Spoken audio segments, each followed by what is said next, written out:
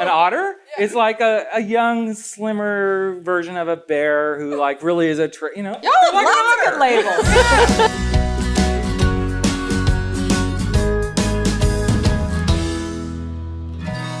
So when it comes to gay sex, there's lots of stereotypes. Let's name a few. So lesbian bed death, that every top needs a bottom, right?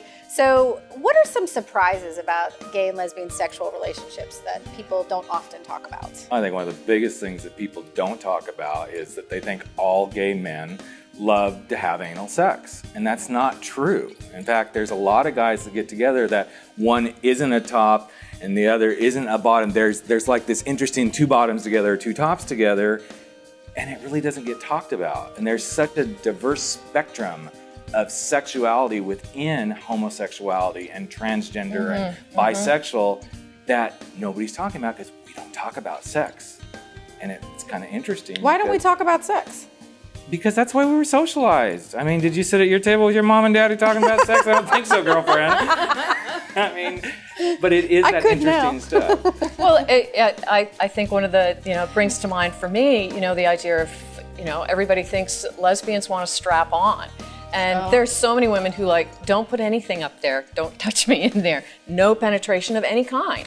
And so, I mean, it's that same thing, that sort of, I like to think of it, it's the straight guy fantasy of watching the two lesbians get it on, or they're doing this, and it's like, no, we're really not interested in the straight guy fantasies at all.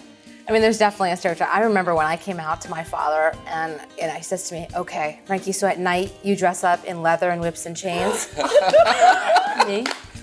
Yes, Dad, that's what I do. But yeah, I mean, he went right there. And I just think there's this idea that, we like to whip and we like leather.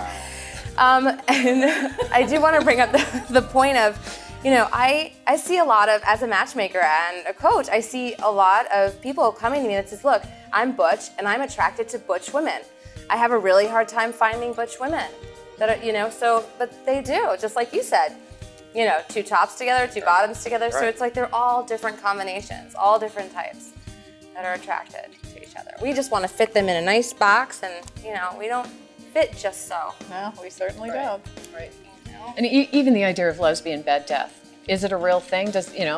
Are there lesbian couples who just stop having sex, or really? Sure, but there's also straight couples who have the same thing going on. I betcha. It just sounds sexier, more tittillating to talk about lesbian bed death. Yeah.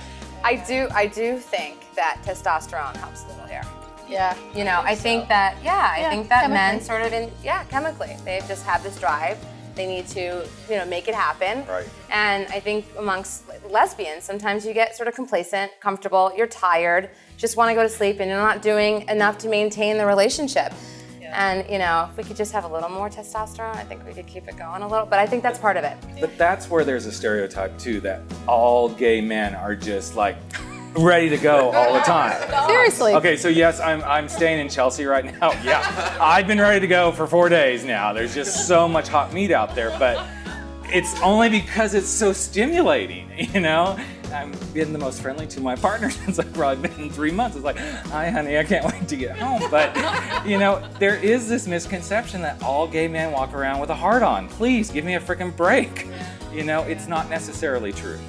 I don't know, what do you think, Cameron? I'd have to agree. And then there's also this stereotype that just because a guy enjoys anal sex, that somehow he's the female in the relationship. I think that's a big one that people don't seem to understand, that just because you enjoy that particular sexual practice, it doesn't emasculate you or any type of way. There's all different types of different kinds of sex out there, and that doesn't define who you are as a person. Kind of laughing in my head right now going, the thing is the LGBT community, we've got the market on this because we put lovely little labels on everything. And you heterosexuals, you're like, why didn't we think of that?